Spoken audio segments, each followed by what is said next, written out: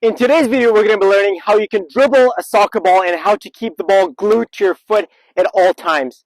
It is a very, very important technique to have. It doesn't matter what position you're playing, but it is absolutely important to always keep the ball glued to your foot at all times. So in this video, we're going to be going over some drills to help you improve your close control on the ball. We're going to be going over the proper technique of dribbling the soccer ball, and we're also going to be going over some common mistakes that a lot of players make while dribbling the ball. So all you need for today's video is going to be a soccer ball and a couple of goals to practice your dribbling with. So let's get into it. So the first step of having the proper technique of dribbling a soccer ball is to making sure that your chest is always above the ball. So you always want to be making sure that you're getting low when you're dribbling the ball and that you have a low center of gravity. This low center of gravity gives you a lot of balance, which allows you to change direction at any speed and be more agile on the ball.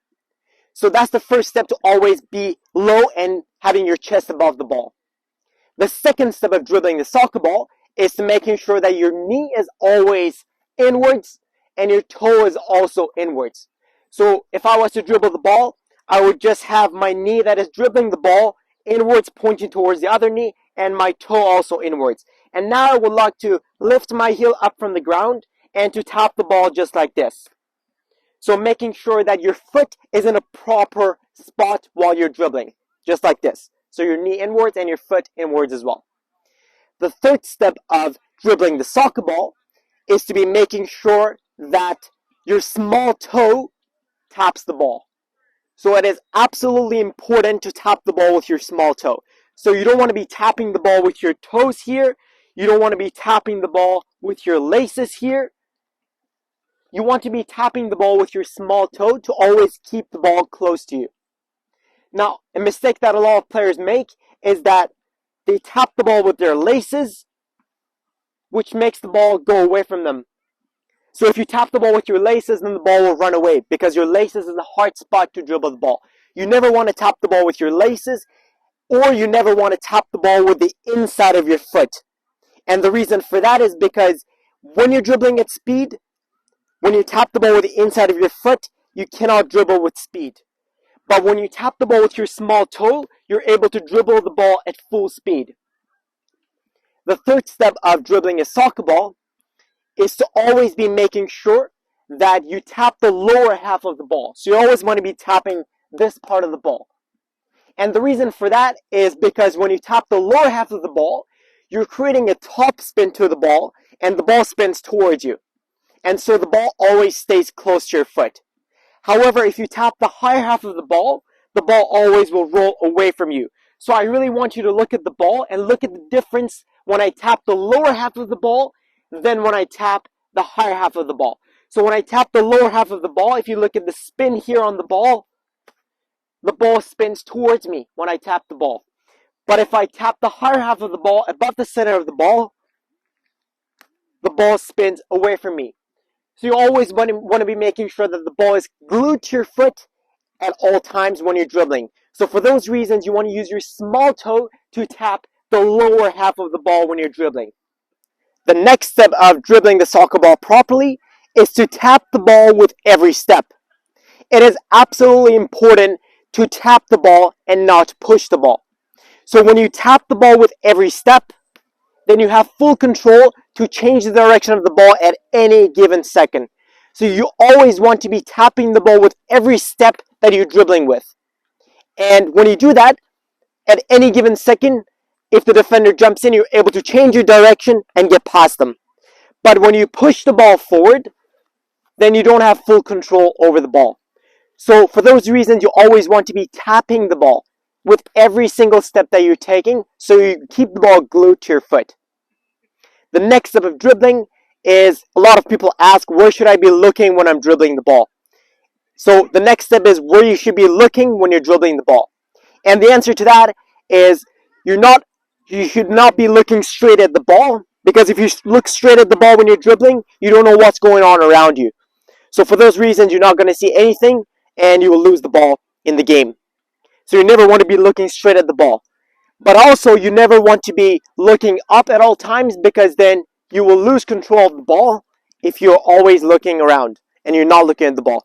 So what you always want to be doing is to making sure that your eyes is always moving, looking at the ball, and then looking around, looking at the ball again when you're dribbling.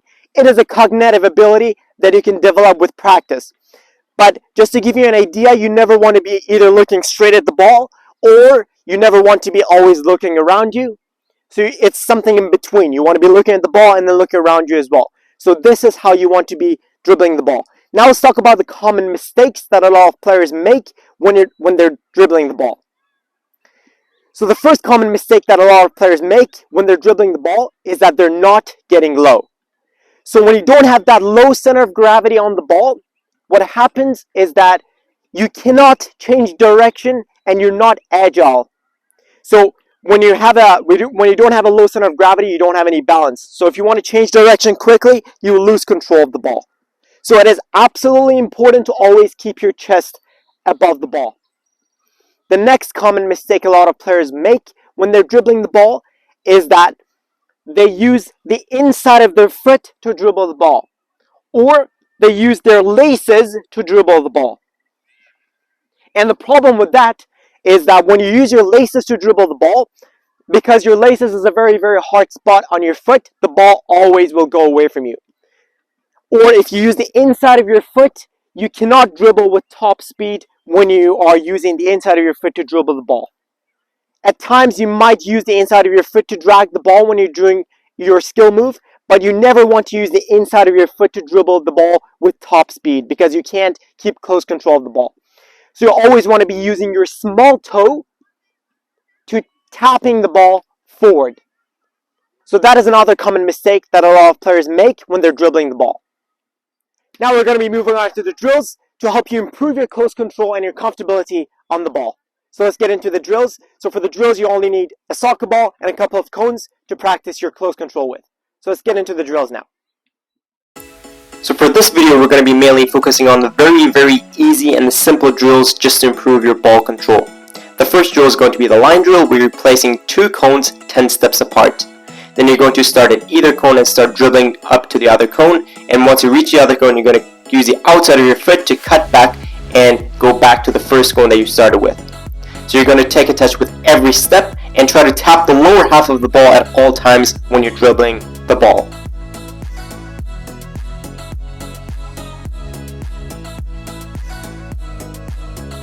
So the main key for this drill for most beginners is to practice the proper way of dribbling the ball and to build that cognitive relationship when dribbling the soccer ball. So you can start slow with this one, and then as you move on, you can gradually increase your speed.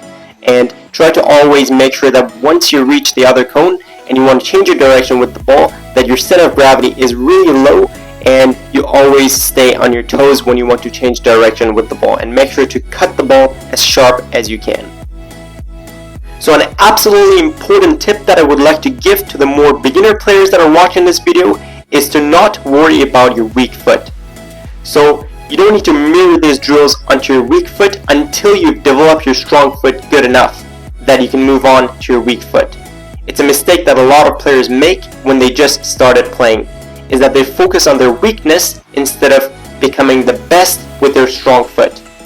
But if you're a more advanced player, you can mirror all these drills onto your weak side as well, just to become better and better and better. The next drill is going to be the triangle drill. The difficulty of this drill is going to be a little bit increased compared to the last drill. What you're going to do is that you're going to place 3 cones and create a triangle shape. Each cone is going to be 9 steps apart, and you're going to start at either cone and start dribbling all the way around the triangle shape. The key with this drill and what it improves in your dribbling is that it's improving those sharp turns on the ball. So you're going to take a touch with every step with the correct technique that we spoke about in the beginning of the video, trying to always keep your chest above the ball.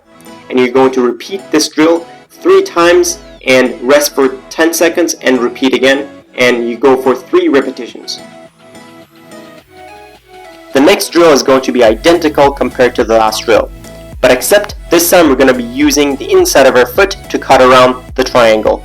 So if you use the outside of your foot to cut around the triangle in the previous drill, this time you're going to use the inside of your foot, and you're going to go the opposite way. So the key with this drill and what it helps you to improve is that it helps you to get extra touches with every part of your foot, which develops your comfortability on the ball. So you can repeat this 3 times rest for 10 seconds, and then repeat again until you get 3 repetitions.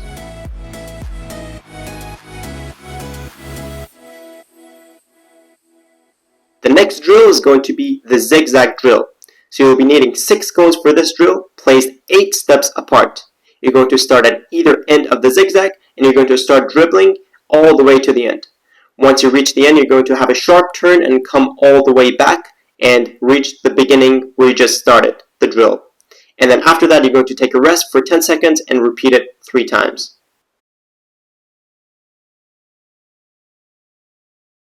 So there you go, guys, that's the end of my video. I hope you guys enjoyed today's video. If you guys did enjoy today's video, make sure to like and subscribe, and make sure to let me know if you have any questions about how to dribble a soccer ball in the comments below as well. But other than that, have a great day and make sure to enjoy the rest of your day.